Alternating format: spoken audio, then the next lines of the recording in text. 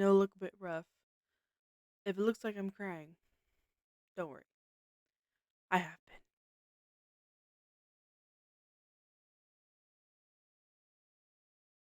Hey guys, it's me, your host Carbet, and welcome back to the Dead Dad podcast. I was gonna release a different video for this week, but I figured with it being so close to Christmas, I figured I'd make kind of a Christmas video, um, in a sense, especially since I know the holidays can be so hard for certain people, especially who either have lost someone or yeah, have lost someone or Christmas just hasn't been the same this year. I kind of wanted this video to be more of a or this episode to be more of a I hear you, I see you, I am one of those people. I am with you. I am in the trenches. I feel it with you. So I figured we'd talk about Christmas and specifically I guess Christmas trauma and how even for me, someone who's 27 years old, how Christmas is still such a traumatic and trauma filled season and why that is. I believe I mentioned it in one of my first episodes where I talked about the passing of my father. I had mentioned that Christmas was one of the last holidays we ever got to spend with him. So, for a recap, for those who don't know, my father had hepatitis C, and hepatitis C essentially, you get hepatitis C from a used needle. So, there, our belief is that he got hepatitis from when he was in the Philippines. He got a tattoo um that from some random person on the side of the street and did not have clean tools and did not use clean needles on him, and that's how he got hepatitis C. Now, that's what we believe. It could have easily been from something else, but that is what we believe he got the hepatitis from. And hepatitis is one of those diseases that, especially hepatitis C, is one of those diseases where you can go years without really knowing you have it until it just kind of hits you out of the blue. And for hepatitis C, there's kind of a range. Some people are able to take medication and they're fine. And there are other people who are like my dad that needed a liver transplant. Now, I don't remember when, but I do know a few years after my dad passed away, they came out with a cure for hepatitis C. And so that was very hard to see that as a kid and being like, well, that kind of sucks, but is what it is. That's life. And unfortunately, that's just kind of how life works, and life is not fair. So it's just one of those unfortunate situations where there wasn't a lot we could do, um, except just kind of take it as it went. But following, like, coming up to December of 2012, my dad was in the hospital. I don't remember exactly what it was, but he just wasn't doing so well. So we had him admitted into the hospital. And again, I was so young, I don't remember a lot of this. I've kind of blocked out a lot of it. At some point, the doctors decided that they were going to let him come home. Whether or not they knew it was because it was going to be our last holiday spent together, or if they just thought, maybe, like a little bit before people die, they have like that second wind of like, oh, they're doing better. I don't know if maybe they thought they saw that in him and they decided that they were going to let him come home, but they let him come home for Christmas that year. And I don't remember much from that Christmas other than seeing the a type of peace on my dad's face that I hadn't seen in a while. Um, my dad lost his job when I was very young. Um, he had hurt his back, and my mom essentially became the breadwinner of the family. And I know that probably put a lot of stress on her in a way that probably she never imagined. And my dad stayed home and he was the one doing the cooking and he was the one doing the cleaning and he was taking care of the house and then especially when he got sick, it became like a joint effort and I'm just a kid. I don't understand what's going on and you know, how do you explain this to someone who doesn't fully understand what's going on? You just kind of have to, take it as it is. Like I was a teenager, like I was 13, 14, just trying to figure out life and here I am dealing with a sick parent on top of it. There's not really or not a right or wrong way to be able to figure this out. You just kind of have to figure it out. And but no, my dad had this um just a really like a sense of peace on his face. And unfortunately though, it would be 20 days later that he would pass away on January 15th of 2013 and it was really hard. And I'm glad we got to spend that Christmas together, but let me tell you, every Christmas since has been awful. I mean, they're good. I don't want to be uber dramatic. Like they're good, but that first, especially that first Christmas, we put up a tree, and that's all we did. We didn't decorate it. We didn't put lights on it. Nothing. It was up, and that was it. And I think I was in a phase of my grief where all I felt was anger. I was just angry. I mean, I'm a teenager, raging hormones. I had just turned 15 a couple of months prior to that, and here I am spending Christmas, my first Christmas without my dad, and probably realizing I'm having a lifetime's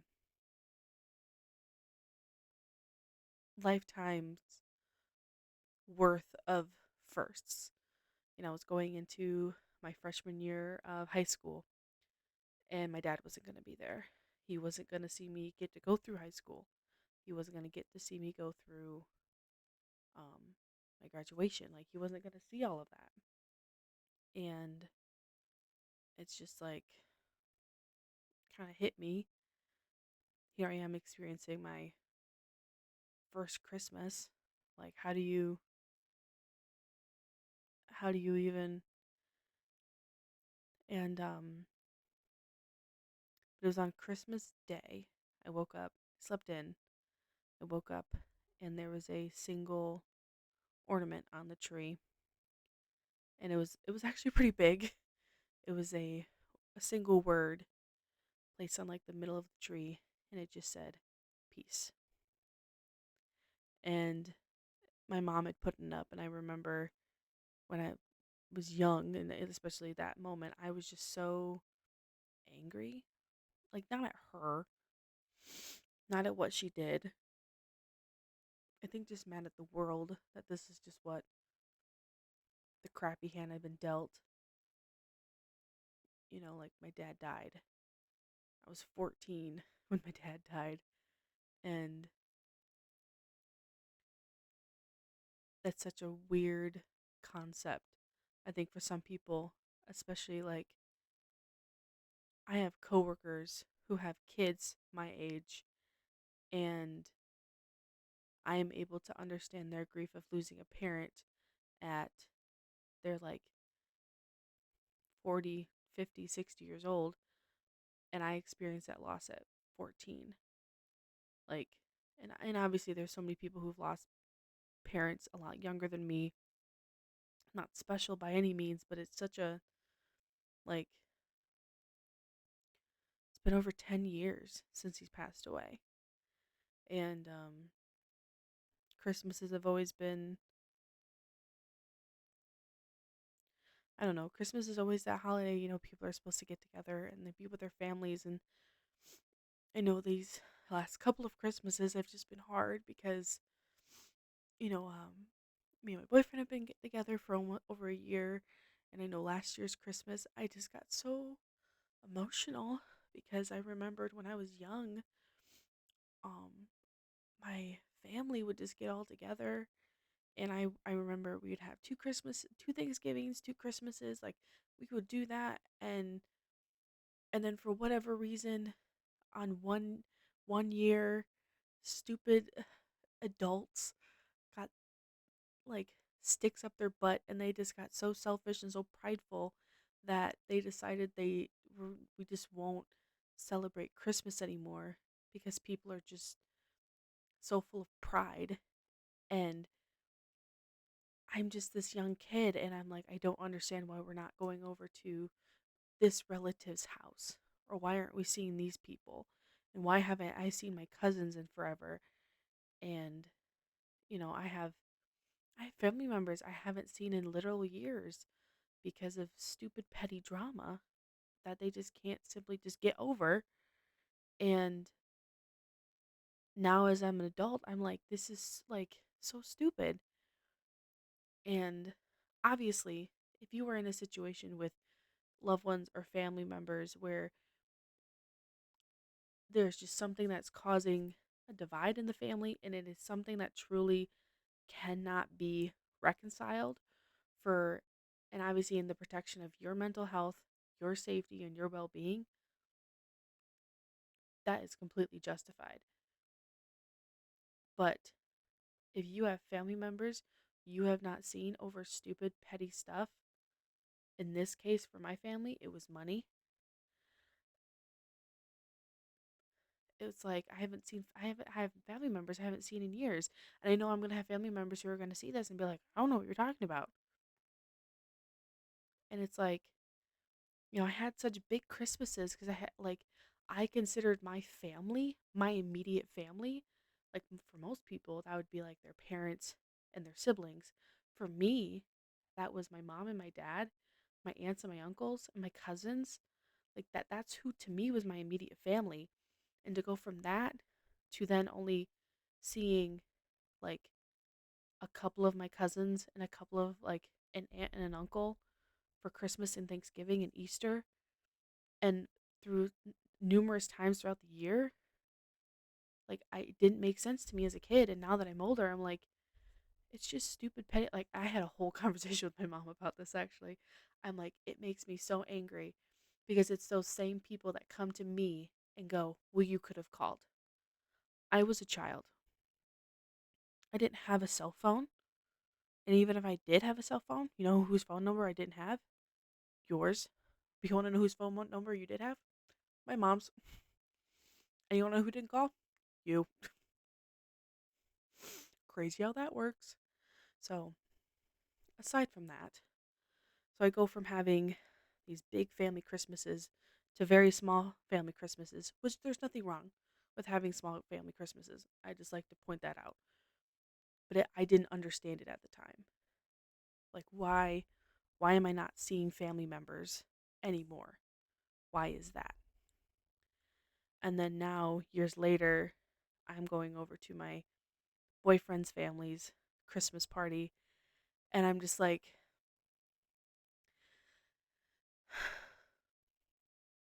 it's like healing this part of my inner child, I guess, and wishing my dad was here to see it, you know, in person. And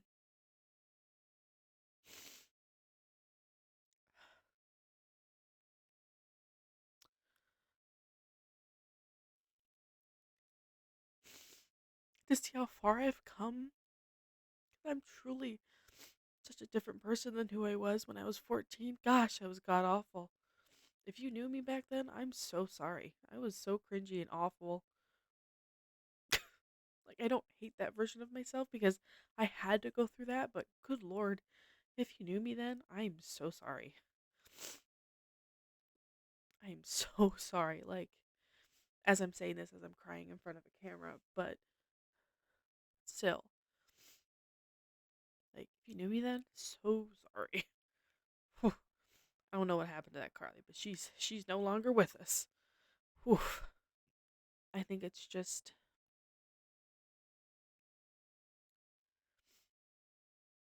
being in those moments with his family is just such a raw feeling. Like, obviously, I have family members who I spend Christmas with, obviously, duh.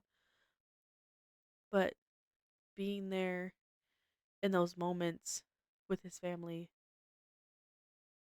make me think of when I was a kid. And I have those memories, and it just makes me like nostalgic. And it's like, and it's kind of like, it's kind of sad, a happy type of sad, you know? Like, I was talking to my therapist recently, and I was like, I'm going through this type of grief where I feel angry, you know?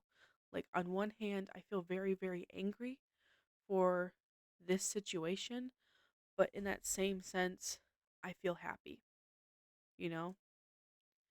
And she's like, being a human is complicated. Like, it's such a weird, like, your brain wants to tell you that you can only feel one of these emotions, not both.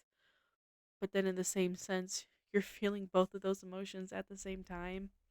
It's like I'm compartmentalizing. Like, I'm allowing myself to feel the anger when I can feel the anger.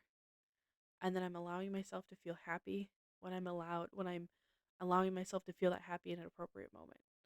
And vice versa. Like, I can be angry in appropriate moments, and then I can be happy in those appropriate moments. Now, obviously, there's going to be moments where those things won't be appropriate, but I just have to handle those situations as they come.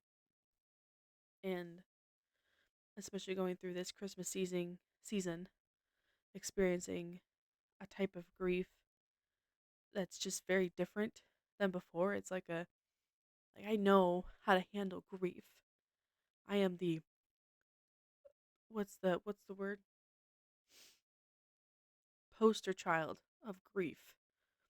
I know all the stages. I don't have to name them offhand, but I know them because I felt them all.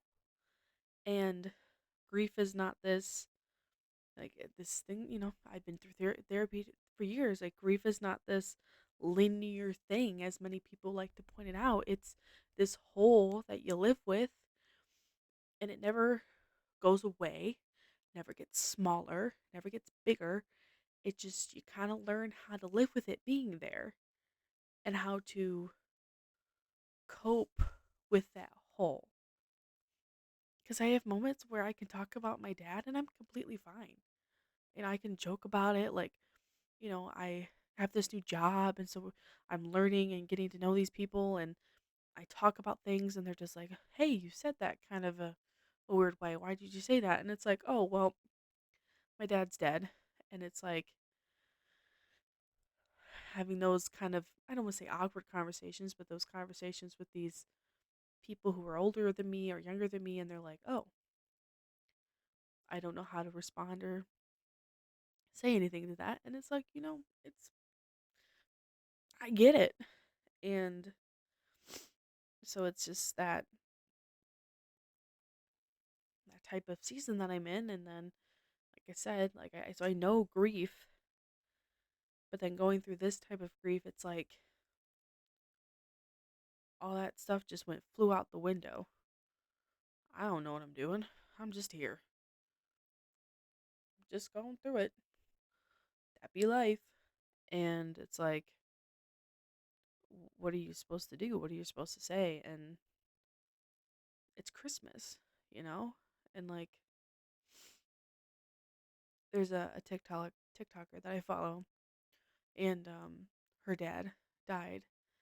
I want to say like right before Christmas last year, and she's going through Christmas for the first time without her dad. And for her and for anybody else, and especially myself, if you are going through Christmas for the first time or the 10th millionth time without a particular person, whatever you are feeling this Christmas season is valid.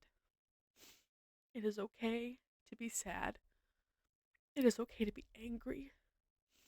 It is okay to be confused about whatever it is you're feeling. If it's a mix of all of it together, that's okay. There's not a right way to grieve.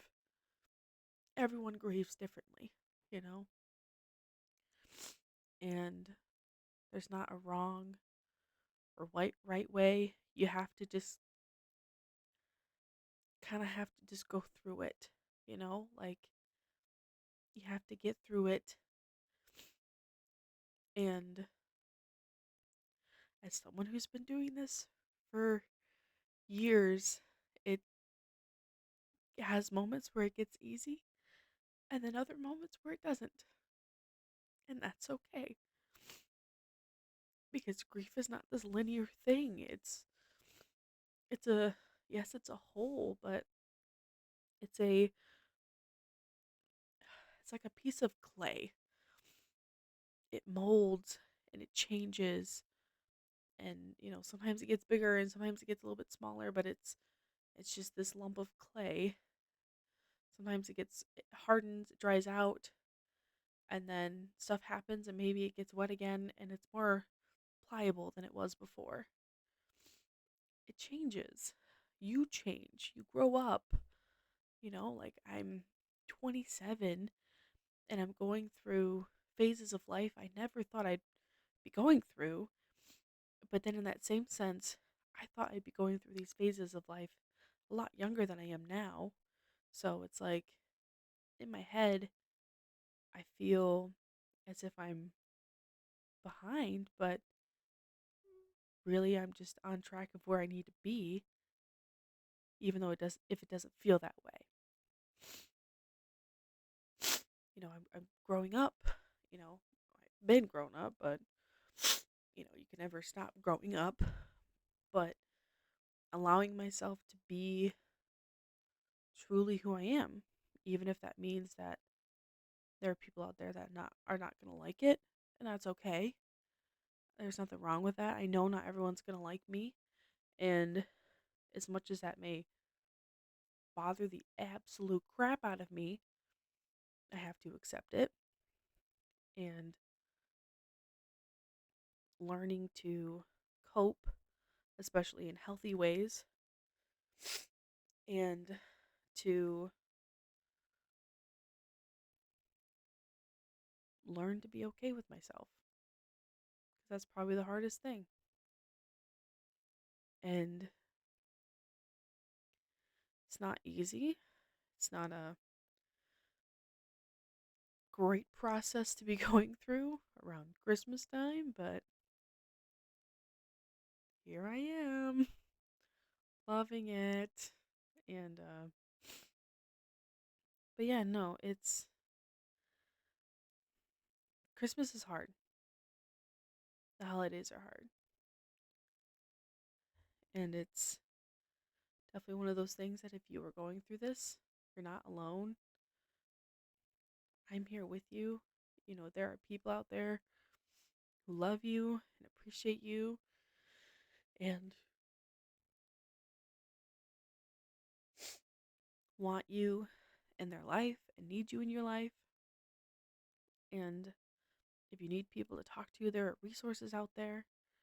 And, you know, you're not alone in this. And I get that it's hard. And then in that same sense, I just feel so bad because I know there's so many people out there who probably aren't able to spend Christmas with families or their loved ones. I saw a video earlier today. It just made me cry. It just made me feel so grateful, for the Christmases that I had, even if maybe in those moments they weren't great. But I saw a video of it was a tent, I want to say on the side of a highway, um a homeless person, their tent, and right outside of their tent was this small little Christmas tree, and it's just they're still celebrating even if there's not going to be any presents underneath the tree. They're still celebrating. They may not be able to celebrate with their family or their friends, but they're still celebrating. You know,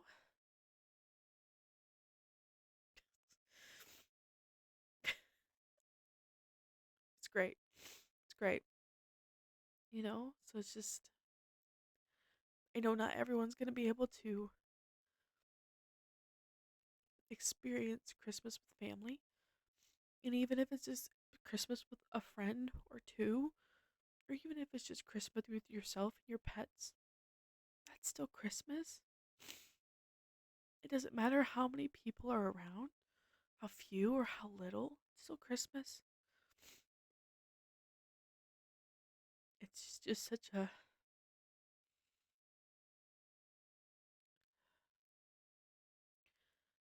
it's just so crazy how, even in our crazy, sort of messed up world, that we can come together, you know, in a celebration. Like there was that one Christmas during one of those World Wars where they had a ceasefire for Christmas and they played football and they ate together. And, and there's so many people out there who are just like, well, they just went around and they just killed each other the next day. And it's like, maybe they did. They most likely did. But they paused that for a minute to just be human to human for a second and get to spend that time with one another, because that probably be the last time they get to spend it with people, and especially considering they probably wouldn't be able to spend it with their families, you know, of how many people out there who are not going to be able to this Christmas for various different reasons, you know, like my boyfriend has to work Christmas, which isn't the end of the end of the world. We will still be able to celebrate Christmas on Christmas Eve, but it's still just this, like, you know, it's a shift that he chose. Um, but of how many people were, it's not a choice. Like that's just life, the hand that they've dealt. You know, I think it's kind of funny that I just realized I'm sitting here at my desk. I was talking about how my dad was feeling peace in the for our last Christmas, and then that next Christmas, my mom put that ornament on our Christmas tree that said peace, and I have a rock right here that, if I'm being 100% honest, I don't know where I got this rock. I don't think I decorated it, but it's painted. It's got a flower, and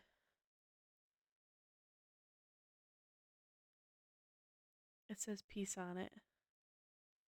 And I've always had this rock. I don't know where I got it from. I like rocks. I've always loved rocks. If it will focus, there it goes. I've always loved rocks. My favorite rock is this rock.